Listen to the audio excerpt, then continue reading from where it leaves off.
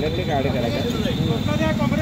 दुधाला दरवाढ न देणाऱ्या महाराष्ट्र शासनाचा, गाईच्या दुधाला दरवाढ न देणाऱ्या महाराष्ट्र शासनाचा, गाईच्या दुधाला 40 भाव मिळालाच पाहिजे, मिळालाच पाहिजे, मिळालाच पाहिजे, गाईच्या दुधाला 40 रुपये भाव मिळालाच पाहिजे, मिळालाच पाहिजे, मिळालाच पाहिजे।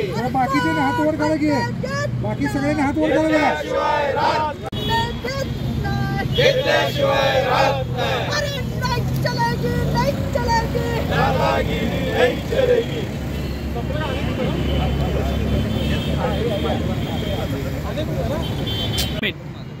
आज महाराष्ट्रामध्ये गाईच्या दुधाचे दर कोसळलेले आहेत। साधारणतः 22 ते 27 रुपयेपर्यंत या महाराष्ट्रातील सर्व दूध संस्था आणि सहकारी दूध संस्था ह्या दर द्यायला लागलेल्या आहेत।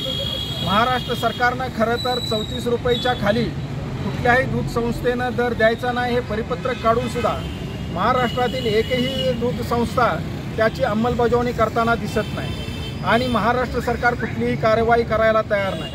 आज केंद्र सरकारनं दूध 10,000 टन दूध भुकटी ही आयात केलेली आहे आणि महाराष्ट्रामध्ये साधारणतः 3.5 लाख टन दूध भुकटी एकट्या महाराष्ट्रात पडून आहे।